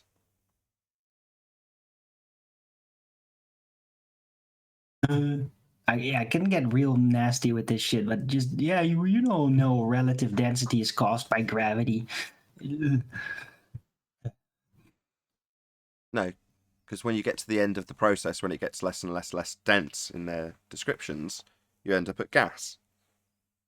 Well, unless they've got gas also going down, go boom boom like the rocks, you can't have it forcing things up.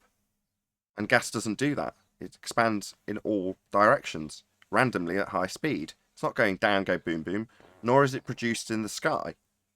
Quite the contrary. Liquid turns to gas, goes up into the sky, makes clouds, and then condenses and comes back down as rain. Well, that's a liquid that's coming down from the sky, not a gas. We don't have gas raining on us from sky factories making gas. Made at the ground level. Yeah, I agree with that. Sky.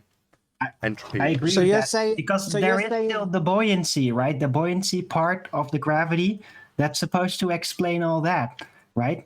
That is So what I've yes, just- I that's what I've agree. just Gas debunked. does not actually go down, go boom boom. Right, that's buoyancy. Buoyancy is the description of the gas in homogeneous layers, I might add, pressing down to force something that's less dense going up. So that's buoyancy. Part of the description of gravity is buoyancy. But it requires gas to go down. Right, bending of space-time. This Gas confuses doesn't do people that.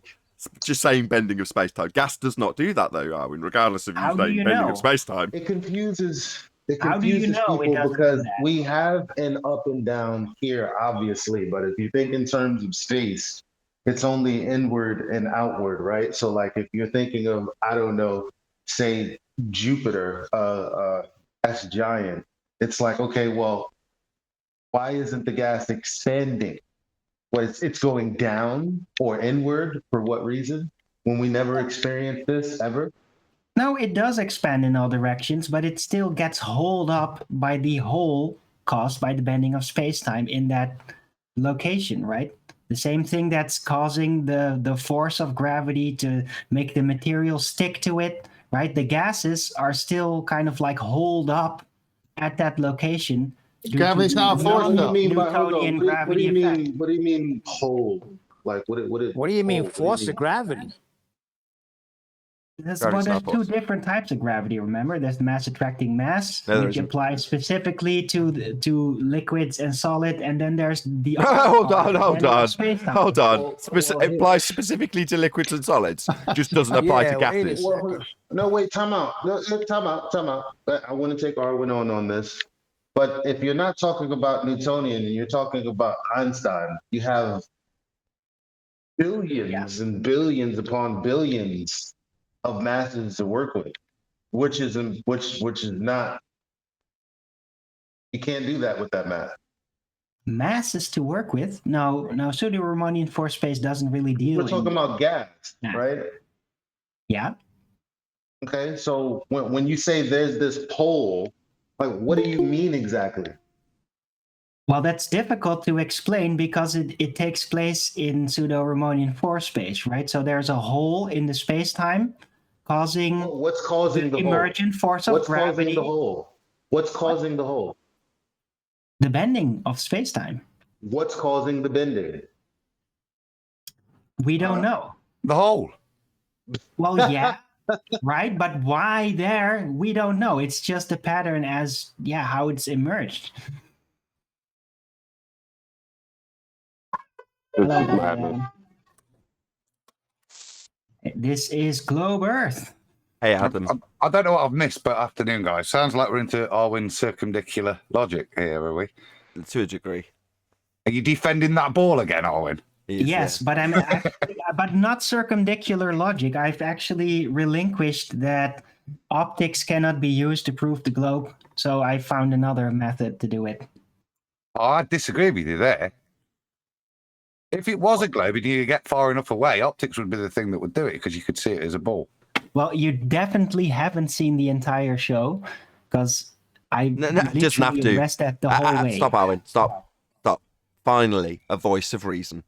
Yes, that's right, Adam. So while we can argue all day about circumdicular geometry or quantum globe curve collapse, in reality, if it was a sphere, the mathematics that they assert of a sphere would be applicable, because it would be a physical hill getting in the way of stuff in the distance, with its physical nature. And that would be observably obvious from every vantage point, precisely as they claim. So in other words, it would be visually bloody obvious if it was a sphere. We'd notice. Now, what do we get in arguments? Reasons why we don't notice. Reasons why something that we can just see, and we say clock, as flat earthers, they say no, slightly looming non-standard refraction behind a holographic projection of a clock from behind the reified sphere edge horizon debunked by the black swan that you can't see. So it's a refraction hologram of a clock from behind a refracted hologram of a horizon that you can't see or measure. That's what they tell us. Meanwhile, it would be observably bloody obvious if we were actually on a sphere. You'd notice. We don't, because we aren't. Earlier on, I begged the question, and nobody caught it. I said it was locally level when I was being a sarcastic baller. And I followed that up by stating that locally level and locally horizontal are not the same. And I said it will always appear the way it appears locally, but on a grander scale, it's a globe. No, So, I thoroughly enjoyed your nonsense, Brian. Oh, thank you. I didn't know if you caught that because I was inferring and I slipped it in there very so quietly that level meant curved. So I was all the time begging the globe question. Of course, the only way to fly. If we Like lived on a Superman. globe, shouldn't I be able to see something on a plane? You are. You are, Neil. Yeah, you should see the earth underneath you rotating. That's what did Nathan's head in, isn't it? Sitting at the back of the plane thinking if only I could go a little bit higher and see it then. Precisely. It's the only way to fly. So they made it that only astronauts are able to see this sphere.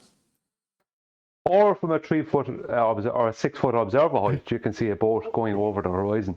Yes, that's one of those. To be fair, That's an interesting one. It's a mainstream contradiction. That's right. So in mainstream claims of globe, that's one of the ones that you can potentially hang out someone to dry without being censored or removed from the airwaves. If you're ever in a televised situation, you ask them about that contradictory position that they would actually assert. I.e., you can't get high enough to see the Earth curve. From a commercial liner, you're not high enough to see the curve of the Earth. But simultaneously, they'll assert that you can measure it by way of its obstruction. Who's making that noise? well, Well, the be issue fair, is... so I was trying to jump in first before. To be fair, or to be more precise, with the math, you're supposed to see a drop. Just like with any obstruction, if a building is obstructing my vision and I increase my elevation, the edge of that building or the top of that building will begin to get lower as I increase. And mathematically speaking, that's exactly what is simulated and what's supposed to happen on a sphere with a radius of 3,959 also. But we don't experience any of that. Can I take my Glober gloves off for a minute? Because I had a You can after I non-Glober thank. remark. After I thank. You can. You can after I thank. Think outside the container. Who says Craig FTFE's bulge collapsed upon observation? I don't know what you're talking about, but thank you for the super Nice. chat. Yeah, I just wanted to expand on what the globe elite should be saying, because you can't see the curve from high up. The planes don't go high enough. You have to move beyond the firmament to see the Earth as a globe. Huh? What firmament? The firmament that keeps all our gas pressure in. Right. No, but it would be funny to say it like that, because like you have to move beyond the firmament to see it as a globe. Really, how do you do that? Right. Well, if you think about it, it has to be a covering of firmament, because what's the sides? I mean, it's got to be. We have gas pressure, so it's got to be hitting sides, top, and bottom.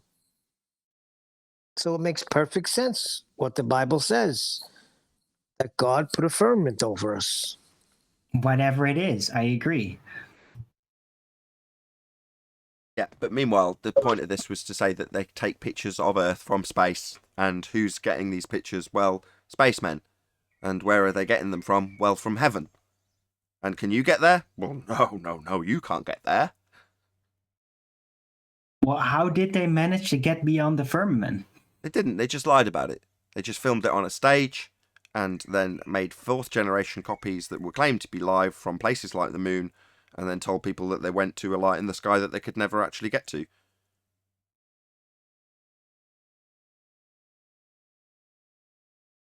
Meanies. Goes back to Don't Ted forget Vance. the blue screens on the ground-based ISS stage. It's got progressively No, worse ISS in quality, is hasn't well within green screen era. Blue screen is way before. Like moon landing is blue screen era. ISS is pretty much green screen era. it? No, the moon landing was stop motion. It wasn't blue screen or green screen. All of it? Really? They did no blue screen whatsoever? Well, maybe you're right, because blue screen had a lot of problems. It was very apparent when something was blue screen. So No maybe You you're mean right. the Earth landing? There was no Not computer moon landing? images, right? Well, just They apparently had the power of a Casio bloody watch to land the thing on the claimed journey through the sky vacuum that doesn't exist, right? And you think what, they're creating computer-generated image? No. I don't think you even had, you haven't even got the computers to do it then. So far from it. No, they're just doing it with animation. They're just filming stuff next to scale models. Well, yeah, but hold on, digital Nate, blur. hold on. That's Wait, not wait. entirely true. Like the CIA back then had really amazing computers. Yeah, now they pale, of course, in comparison to the development. But they even had How do you know? the moon surface rendering. Remember, that was very early, way before the computer age. Look what they were no. able to accomplish. They were able to accomplish. They have the whole world believing that they landed on this light in the sky. That's a major accomplishment. Yeah, it is, isn't it, Neil? No, it's Yeah. better than that. They went to Antarctica, right? Werner von Braun and the rest, and they found moon rocks before they went and landed on the rock that we call the moon. So they were That's begging fine. the question that it was a rock and giving everyone the impression it was a rock before anyone ever supposedly went there. Think about And what I just therefore, said, it though. is true. Think about what I just said, though.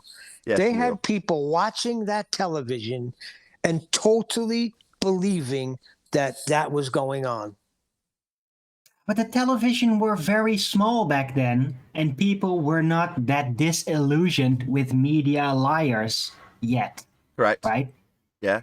The TV was a very new format to be brainwashing people with, and most people didn't have one. They were listening to it on the radio for a start.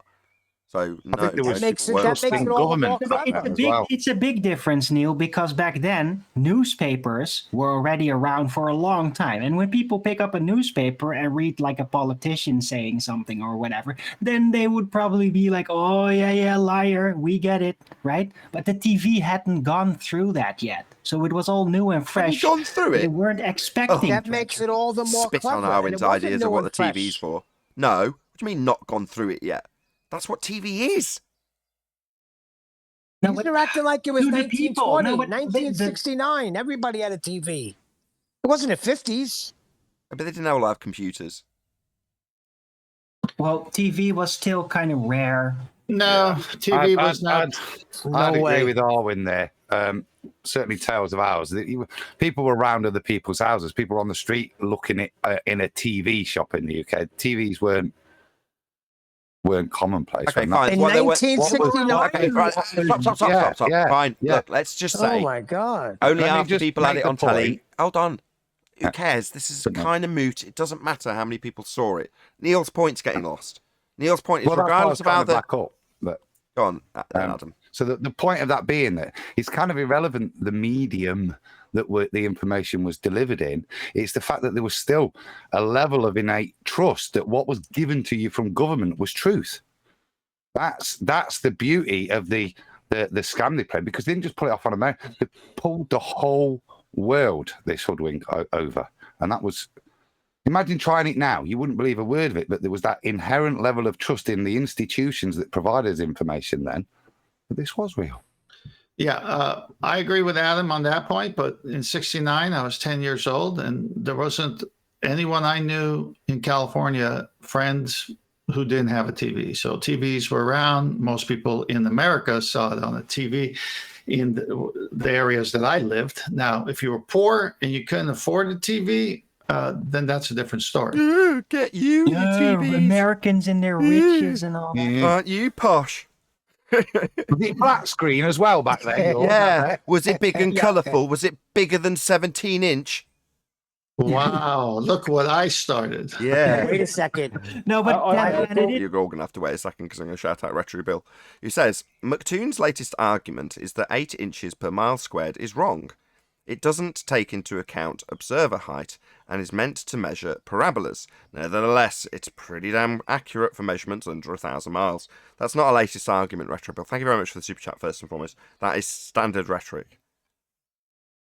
Yeah, I'll go even further back. I remember living in Iran when I was 7, just before we came to America, and my dad had a black and white TV. And I remember watching American Westerns on it and Mickey Mouse. And so the whole point is that even in the country of Iran, if you're working, you made money, and the new technology came, you go buy it. And then people would come over to the house to watch the TV. But when I came to America, everybody had a TV. Okay. With that, I'm going to say, if you are watching this on either Nathan Oakley 1980 or Nathan Oakley Premiering Streams, then stay tuned, as there will be an after show to follow.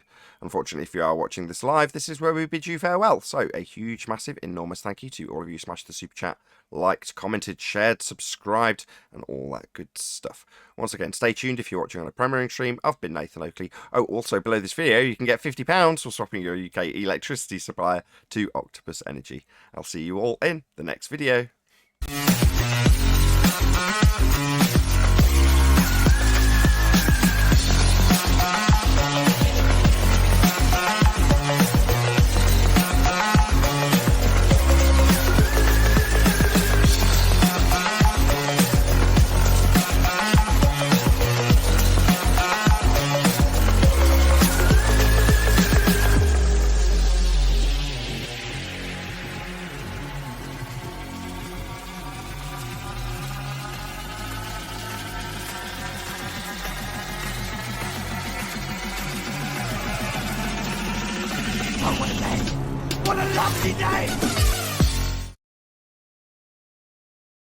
Yeah, but they believe that they sent the rover to Mars, though.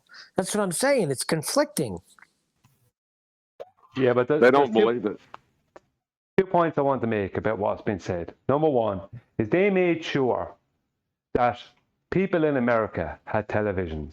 They made sure that America was the place of the future, and America were doing these brilliant things, and they gave everyone in America the impression that they were doing brilliant things, and they showed them these brilliant things, with them supposedly landing on the moon. That was supposedly a rock, because they found rocks in Antarctica, right, before they went, right? Just let that out there. And they showed the whole world how brilliant they could be, and how they were a better choice than Russia during the Cold War times, and that people should believe them, and that's why everyone believed them, because they showed the whole of the American public on televisions that a lot of them had in their own houses that we didn't have over here. I'd say there might have been 2 TVs in Ireland in 1969. They showed them, everybody, this Two fantastic feat. TVs. Well, maybe there wasn't much more. It's the line Hold of on. That must I have been love it, some Brian. party. Hold on, hang just on, let that's Brian the make line his of the point. century. That's Calm down, awesome. everyone, calm down. Just let Brian make his point. Go ahead, Brian. Yeah, thank you, Nathan. Yeah, the thing about it is they showed everybody that America was the best choice, and America were doing the great things, and America were providing television programs and movies, Hollywood, everything. But they were also providing the cutting edge of humanity's future by landing on the rock called the moon, right? And right, but my second part of the point is they're still making people believe that they went there. So people don't even need to do another one because people believe they did it back then. Because someone said a while ago that they made people believe back then. No, they're still making people believe with that same thing. Because their ISS footage is not much different. Any of their footage is not much different. It's all the same. They're all in 1/6 gravity nonsense, no matter where they are or what they're doing. So they're still making people believe that they did that in 1969. So that's really good. No, it's bad, but it's respectable. I love the 2 TVs in the whole of Ireland. That's awesome. It wasn't much more. I think that's an overstatement, Brian. I think you're being a bit braggy. Yeah, I'm exaggerating. One. Yeah, it was just one TV and a big mirror.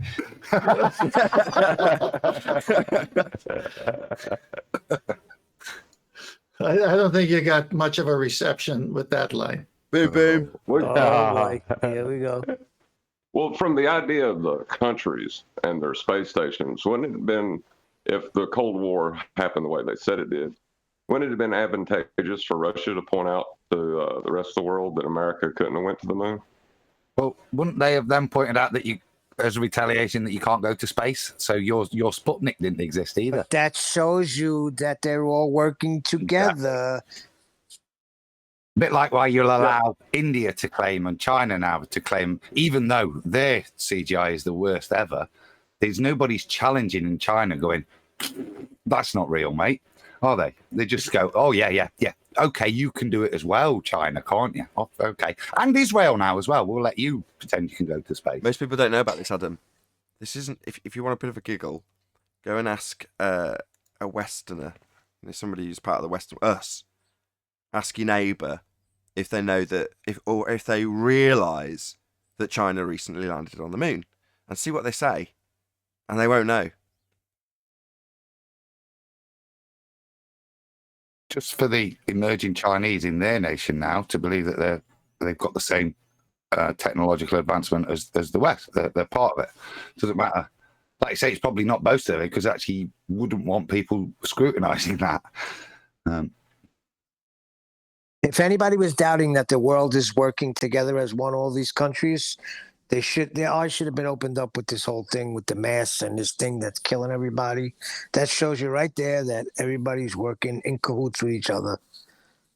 Nuclear weapons Well, there has is the one, isn't it? Who's allowed to claim they've got nuclear weapons, even though all the top nuclear scientists are Iranian, and we was able to enrich uranium from the 40s and 50s. Apparently, Iran, Iraq, they can't do it now because we keep putting sanctions. Yet North Korea's allowed one, India's allowed one, Pakistan's allowed one. Yeah, only certain countries are allowed this technology that, frankly, was being developed 60, 70 years ago. Yet we're supposed to believe that there are countries today that can't do this. Have any of you guys seen the cover of the Australian movie called The Dish? No. I've got it up on screen, but it's only for my... It's gone smaller. Oh, okay. That's annoying. Okay, just for you on the panel, just because I can't share it with you, because it's just on one of random tabs. Can one of you search while I describe it? Just type in The Dish film cover or something like that, or poster. And The Dish movie is, I don't know how much the content is related, but it's about the relay dish that apparently allowed them to communicate with the moon, right? That phone call, that was apparently routed via this dish. And on the front cover of it, you've got a picture of a television screen, your standard 1970s television screen, wooden box, tube TV, with a dish in the background on the horizon, and it's in a field with a load of sheep, with a sheep stood on top of the TV, and they're all watching the moon landing on the screen of the TV. Can you see that? Yes. Oh my God. If that doesn't say it all, I don't know what does. The tagline at the top is "An inspired human comedy." The eye of the dish is the moon, and then, as I say, the moon landing is on the TV itself, with sheep watching it. And look at all the sheeple. There you go. Thought you'd like that. There it is. Shout out to John Le Bon, who is where I got that from.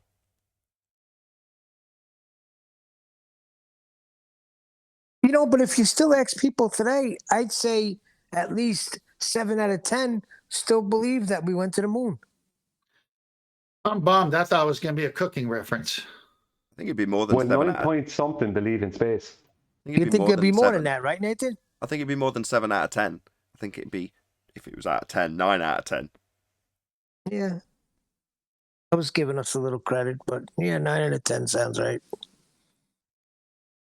And even then, the 10th person would only be skeptical. I don't know, maybe they did. Which makes my point even better. What a job they did. I'm the 10th person. I'm skeptical.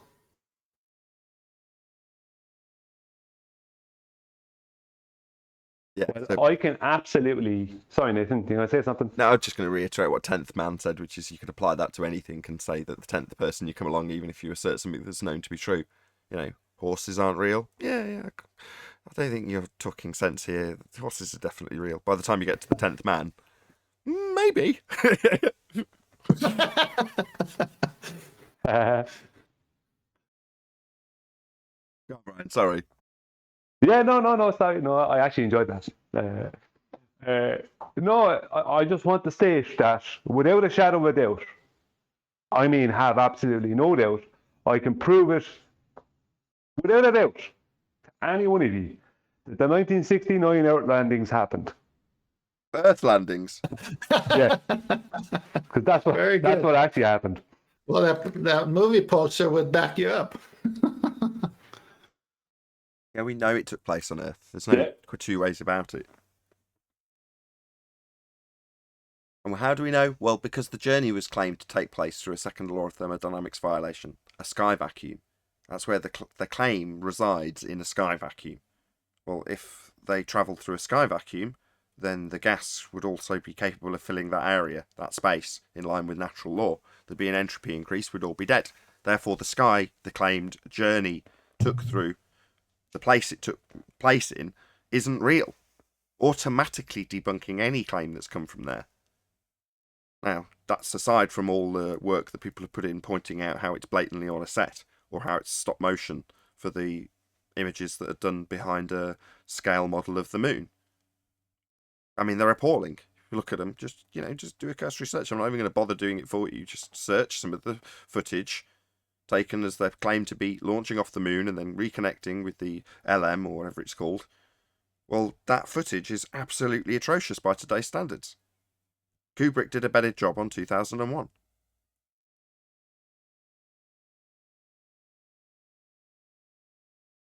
But less people saw that back in 1969, didn't they? Yeah, but even the people who see the Tesla car know it's fake. And how many people have TVs now? Heck, the computer's a TV. Maybe it's going to be made a scapegoat. No, those people know it's fake until it's pointed out to them it's the actual rhetoric, and then they'll do a 180 on you. What did he say? You know it's real because it looks so fake. But maybe he'll become a scapegoat. NASA slowly disbands, the idea of faking space moves over to private enterprise, and then that person's left holding the flame when it gets blown out.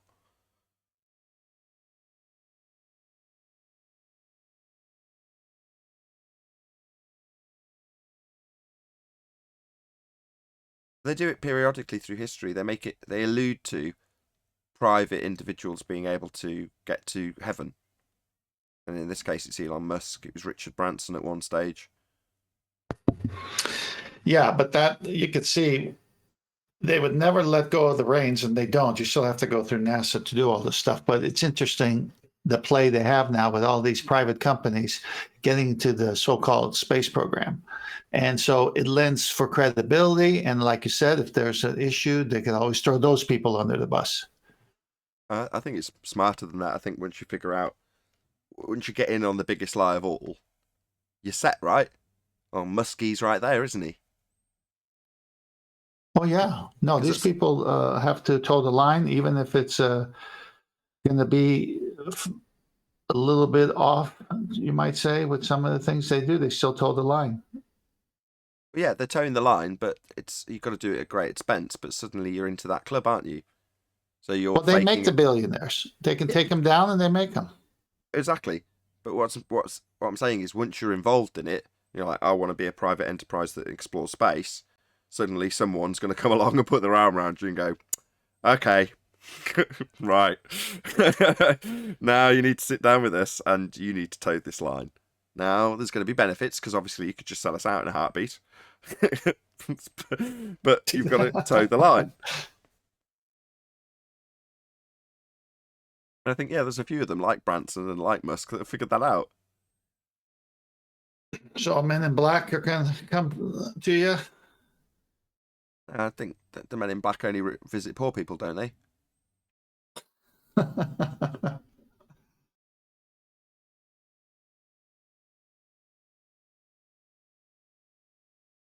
Yeah.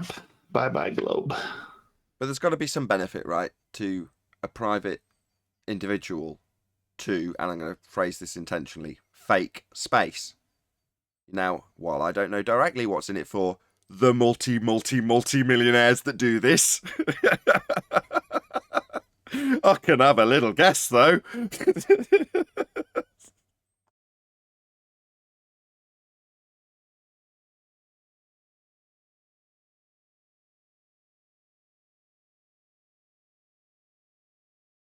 I think it was the Oracle in Matrix that asks Neo what men with power want. Can you remember what the answer was? Is it not for philanthropic needs? Well, that wasn't her answer, but potentially yes. not most of the time, no. I don't remember what she said, but was it not more power? Precisely. Right. That's right. So they thought. And what's power in the world that we live in? Well, it's control. So what do people with power want? They want more power. What's power? Control. So people who are in power want more power. And knowledge is power. That's what it all boils down to. Whoever said knowledge is power, that's correct. That is the next step. So therefore you acquire the knowledge of what the sky vacuum is, or is not, and then you're suddenly into that club, aren't you? So then we should be getting the power now. No, we should be getting the Men in Black.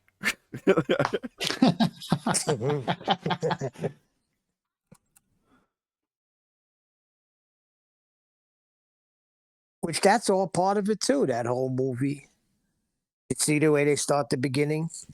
That sphere, and then all of a sudden it comes really close, then you see it's flat. Yeah. But it does have a further implication though, doesn't it? Which is to say that there is an elite group that do know the falsity of the nature of the reality that the Western world sold. And how the governments around the claim to be sphere Earth will also perpetuate that information to their more and more westernized populations. They're talking more and more about aliens. Every day I hear them talking about aliens. I wonder when we. Yeah, but in that movie, do you recall Tommy Lee Jones saying? I think they were sitting at a park bench. It's been a while. He's saying to Will Smith, 2,000 years ago, people believed the Earth was flat. You can see the programming already. Yeah, you've got to have a very long. While I was joking about Superman, you've got to predictively program your audience. I think it was Neil that summarised this beautifully when you're describing finding claimed to be rocks from the moon in Antarctica. Well, that has a whole backstory that goes along with it. They've fallen from the rock in the sky. So all of these presuppositions are already laid down as foundational beliefs before they set about going to the moon. Well, that's all effort. That's work. That's all got to be laid down with forethought before you can actually achieve that narrative. But as I'm trying to get to in this particular discussion, that does imply that there are people who currently absolutely know the deception of the heliocentric worldview as the one world religion. You could potentially call it that because that's what it's becoming. And they understand it as a religion and how it's utilized and how it's to their benefit and how it gives them power, or more likely, control. Didn't one of the astronauts visit Europe and donate that rock to a museum, and later they tested it? It was petrified wood. Yeah, I've seen that rock. Dutch. Holland, yeah. Or I've seen one of those rocks. But yes, it was a Dutch rock that they went and had tested and came back as petrified wood.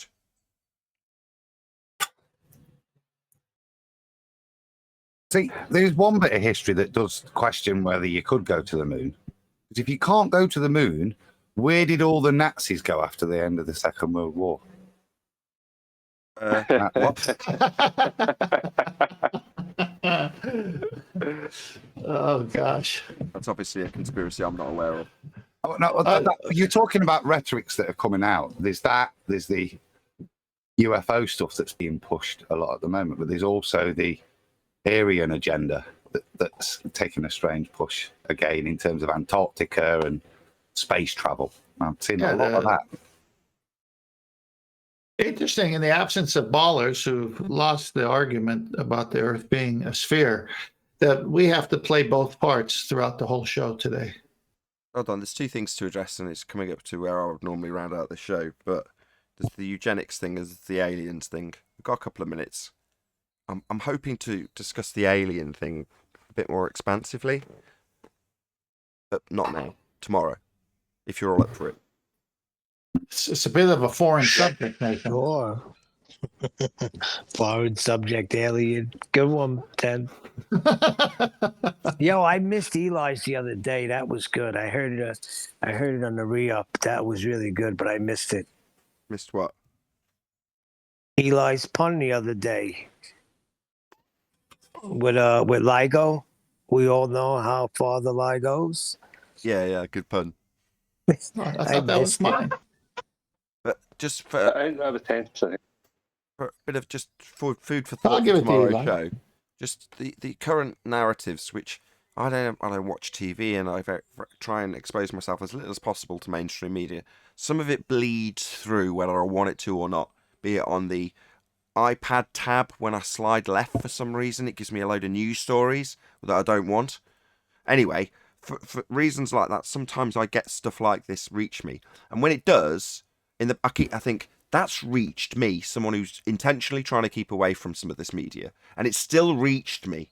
Now, the aliens thing is one of those things, which makes me say, keep that in the back of your mind, and just make a mental note if someone brings it up on the show.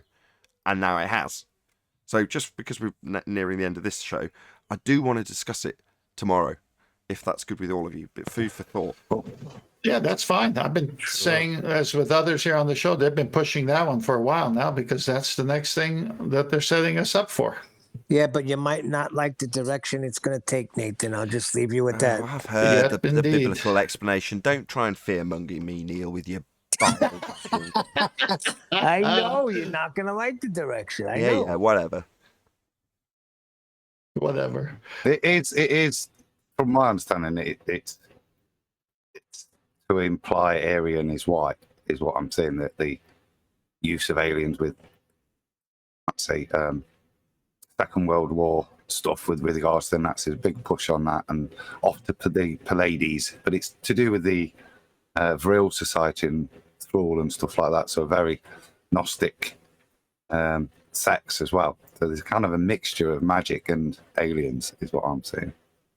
Wow. Yeah, well, I definitely want to get into this. So with that, I will say, though, a huge, massive, enormous thank you to both Discord and G+ panels for making today's after show possible.